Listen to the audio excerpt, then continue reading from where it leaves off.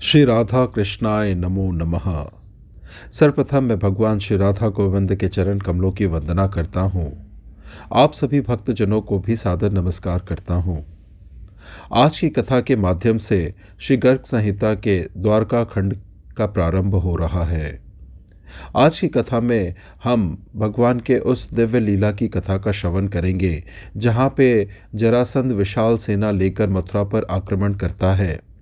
तत्पश्चात भगवान श्री कृष्ण और बलराम उसकी सेना का संहार करते हैं और विजय होकर मथुरा में पुनः वापस लौटते हैं। कथा इस प्रकार से है। जो श्री कृष्ण वसुदेव के पुत्र और देवकी नंदन होने के साथ ही नंदगोप के भी कुमार है, उन नंद स्वरूप गोविंद को बारंबार नमस्कार है। राजा बहुलाश ने पूछा, ब्राह्मण, मैंने आपके मुख से अद्भुत मथुरा खंड की कथा सुनी। अब मुझे श्री कृष्ण चरितामृत से पूर्ण द्वारका खंड सुनाइए। श्री रमा वल्लभ श्री कृष्ण के कितने विवाह, कितने पुत्र और कितने पौत्र हुए? महामते, उनके मथुरा को छोड़कर द्वारका में निवास करने का क्या कारण है? ये सब बातें बताएं। श्री नारद जी ने कहा, मैथिलेश्वर, महाबली कंस के मारे जाने पर उसकी 2 रानियां अस्ति और प्राप्ति बड़े दुख से जरासंध के घर गई। उनके मुख से कंस के मरण का वृत्तांत सुनकर जरापुत्र महाबली जरासंध अत्यंत कुपित हो इस भूतल को यदुवंशियों से शून्य कर देने के लिए उद्यत हो गया। राजन, उस बलवान नरेश ने 23 अक्षौणी सेना साथ लेकर रमणीय मथुरापुरी पर धावा बोल दिया। महासागर के समान गर्जना करने वाली उसकी सेना और भय से व्याकुल हुई अपनी नगरी को देखकर साक्षात भगवान ने सभा में बलदेव जी से कहा, भैया बलराम, इस मगधराज जरासंध की सारी सेना को तो निसंदेह नष्ट कर देना चाहिए, किंतु इस मगध नरेश को तो नहीं मारना चाहिए, जिससे यह पुनः सेना जुटाकर ले आने का उद्योग करे।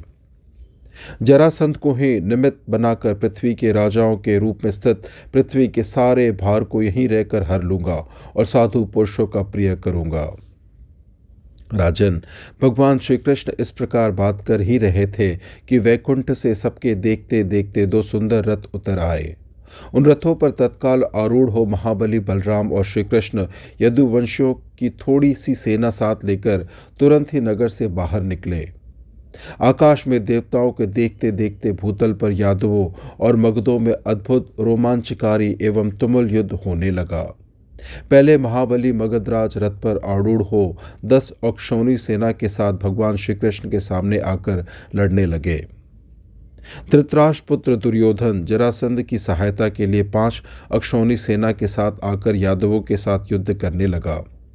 राजन, विंध्य देश का बलवान राजा 5 अक्षौणी सेना के साथ तथा वंग देश का महाबली नरेश 3 अक्षौणी सेना के साथ उस महायुद्ध में जरासंध की ओर से सम्मिलित हुआ।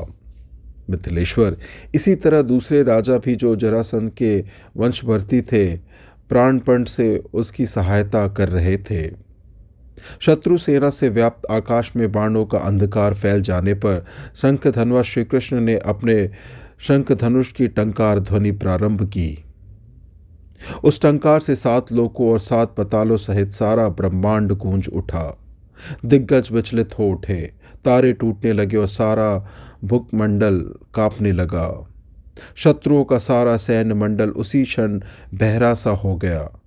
घोड़े युद्ध मंडल से उछलकर भागने लगे तथा हाथियों ने भी अपना मुंह फेर लिया।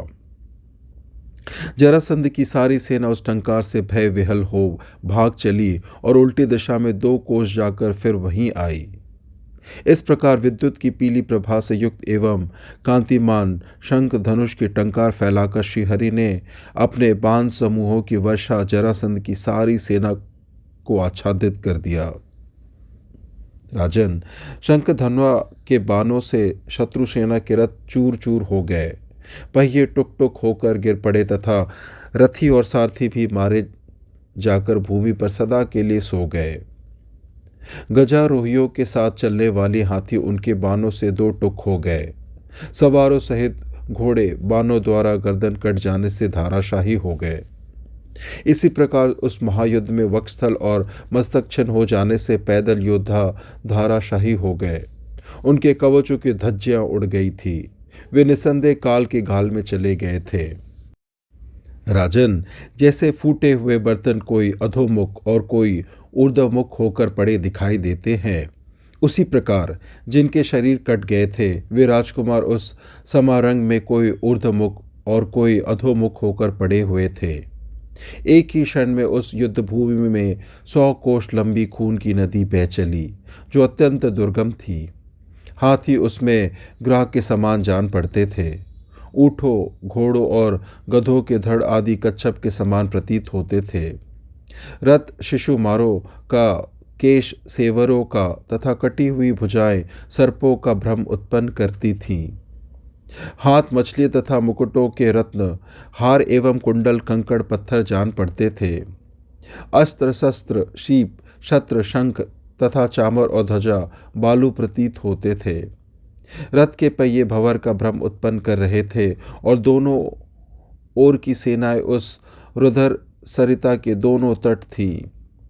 इस तरह वह 100 योजन विस्तृत नदी वैतरणी के समान भयंकर जान पड़ने लगी। प्रथम भैरव, भूत, बेताल और योगिनियां 28 करती हुई रणभूमि में नाचने लगी।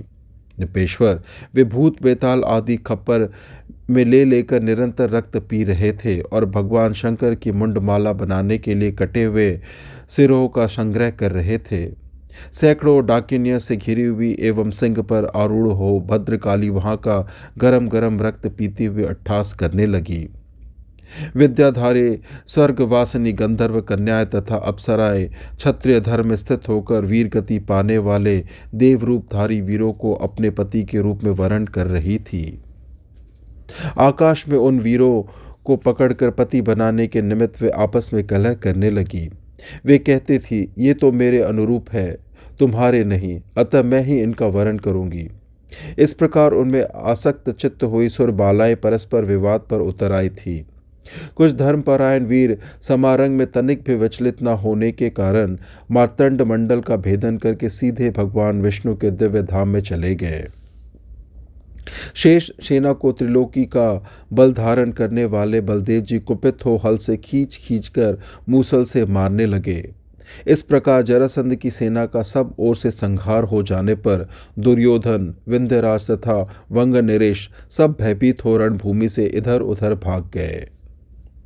राजन, तब 10,000 हाथियों के समान बलशाली महापराक्रमी जरासंध रथ पर आरूढ़ हो बलदेव जी के सामने आया।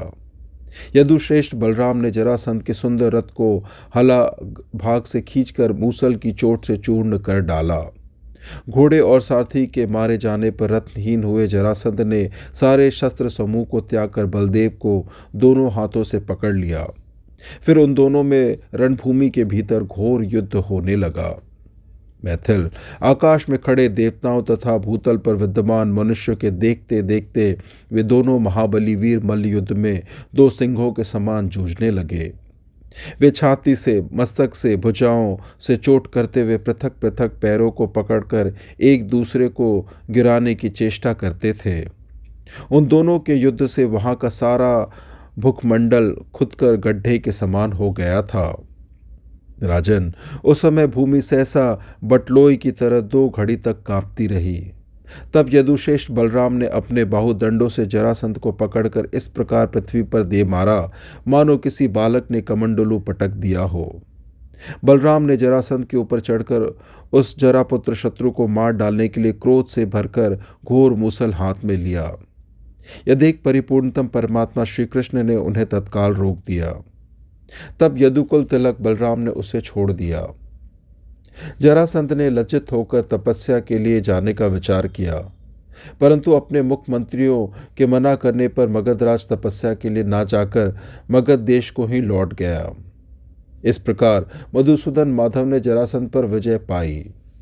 युद्ध में जो कुछ भी धन वित्त हाथ लगा वह सुख वैभव साथ लेकर यादवों को आगे करके बलदेव सहित परिपूर्णतम साक्षात भगवान श्री कृष्ण सूतों, मगधों और बंदीजनों के मुख से विजय गान सुनते हुए शंख ध्वनि, दुंदुभी नाद तथा वेद मंत्रों के भारी घोष के साथ मथुरापुरी में प्रविष्ट हुए। मार्ग में मांगलिक वस्तुओं, खीलों और फूलों से उनकी पूजा होती थी। प्रत्येक द्वार पर मंगल कलश से सुशोभित पुरी की शोभा देखते हुए पीतांबरधारी श्याम सुंदर विग्रह, शुभांग शोभित चमकीले किरीट अंगद और कुंडलों से उद्भाषित शांक तथा अस्त्र शस्त्रों को धारण करने वाले भगवान गरुड़ध्वज तालध्वज बलराम के साथ मुख से मंद हास की छटा बिखेरते हुए राजा उग्रसेन के पास जा उन्हें सारी धन सामग्री भेंट की। उस समय चंचल घोड़ों से जुता हुआ उनका रथ उद्दीप्त हो रहा था तथा देवगण उनकी पूजा प्रशंसा कर रहे थे। इस प्रकार से द्वारका खंड की यह प्रथम कथा आज यहीं संपन्न होती है। कथा श्रवण करने के लिए और अपना बहुमूल्य समय देने के लिए आपको धन्यवाद। श्री राधा कृष्णाय नमो नमः।